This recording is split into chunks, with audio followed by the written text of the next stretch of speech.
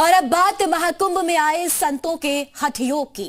प्रयागराज में संगम की रेती पर महाकुंभ के लिए जुटे साधु संतों के अलग अलग रंग दिखाई दे रहे हैं। इसमें कई हठ योगी ऐसे हैं जिन्हें देखकर लोग हैरान रह गए। कोई सालों से अपना हाथ ऊपर हवा में उठाए हुए हैं तो कोई कड़ाके की ठंड में तड़के 61 घंटों से स्नान कर रहा है। ऐसे ही हठ योगियों पर देखिए ये खास रिपोर्ट।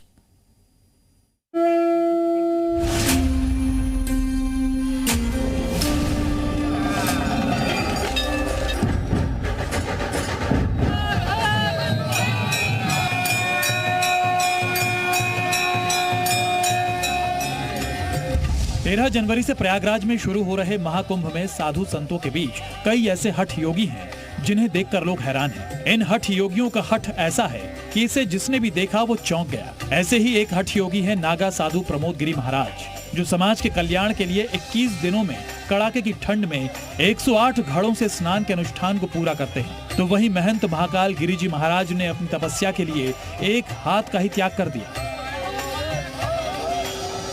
सबसे पहले आपको प्रमोद गिरी महाराज के हठ योग के बारे में बताते हैं, जो कड़ाके की इस ठंड में रोज सुबह 4 बजे घड़ों से स्नान के अनुष्ठान की रस्म को पिछले 9 सालों से अदा कर रहे हैं।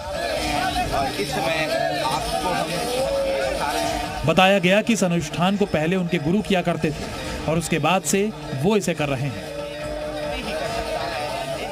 तो ये गुरु परंपरा है हमारे सन्यासियों का, जिसको हम लेके चलते हैं। ये 9वां साल है मेरा, ये 9वां साल है। बाकी गुरु महाराज की कृपा जब तक जो है वो रहेगी तब तक करेंगे। प्रमोद गिरी महाराज के मुताबिक वो इस विशेष हठयोग साधना के तहत नीचे बैठ जाते हैं और उसके बाद उनके ऊपर घड़ों से एक एक करके पानी डालकर स्नान कराया जाता है। खास बात यह है कि इसमें घड़ों की संख्या हर दिन बढ़ती जाती है, जिसके तहत आज उन्हें 61 घड़ों से स्नान कराया गया। प्रमोद गिरी महाराज ने बताया कि घड़ों से स्नान की रस्म आमतौर पर 41 दिनों तक चलती है, लेकिन महाकुंभ मेले में जगह और समय की कमी के कारण इसे घटाकर 21 दिन का कर दिया गया, जिसमें पहले दिन अनुष्ठान 51 घड़ों के स्नान से शुरू होता है, जिसके बाद घड़ों की संख्या दिन ब दिन बढ़ती जाती है।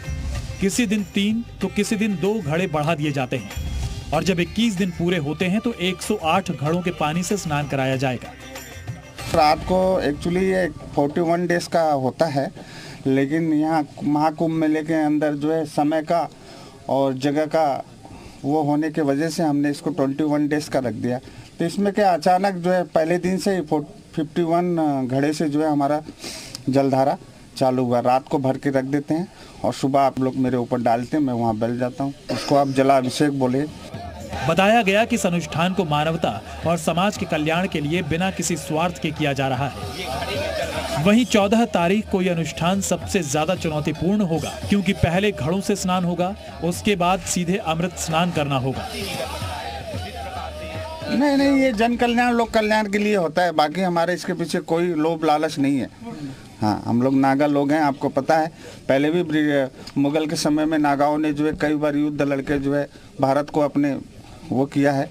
तो ये हम कुछ ना कुछ तरीके से किसी भी तरीके से करते रहते हैं और हमारे गुरु पीरों का हमारे पास आशीर्वाद है कि एक हाथ में माला और एक हाथ में भाला। अब आपको एक और हठ योगी से मिलवाते हैं। यह है महंत महाकाल गिरी जी महाराज, जिन्हें एक हाथ वाला बाबा भी कहा जाता है, जो लंबे समय से अपनी तपस्या के लिए हमेशा एक हाथ ऊपर खड़ा रखते हैं, जिससे उनका हाथ निर्जीव हो गया है।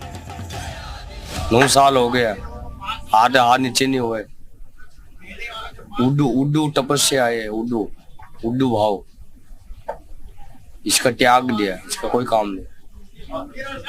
देखो, हम लोग जितने पिंडदान हो जाते हैं, गरबा त्याग देते हैं, माँ बाप को त्याग देते हैं, तो हम लोग साधना भजन कर रहे हैं। हठ योग शरीर की नाड़ियों को जागृत करने और उन्हें संतुलित करने का काम करता है। आधुनिक युग में हठ योग को एक और तरीके से परिभाषित किया जाता है, जिसमें हठ योग में लोग जिद के तहत शारीरिक और मानसिक क्रियाएं करते हैं ताकि उनका शारीरिक, बौद्धिक और आत्मिक विकास हो सके। हठ योग शरीर की क्षमता से कहीं अधिक कठिन स्तर पर जाकर किया जाता है। मतलब ये कि आपका शरीर उन योग अभ्यासों को करने से मना करेगा, लेकिन आपको अपने मन को योगाभ्यास करने के लिए मनाना होगा। सनातन में हठ योग की परंपरा सालों पुरानी है। साधु संत युगों से इसे करते आ रहे हैं, जिसकी तस्वीर प्रयागराज महाकुंभ में भी नजर आ रही है।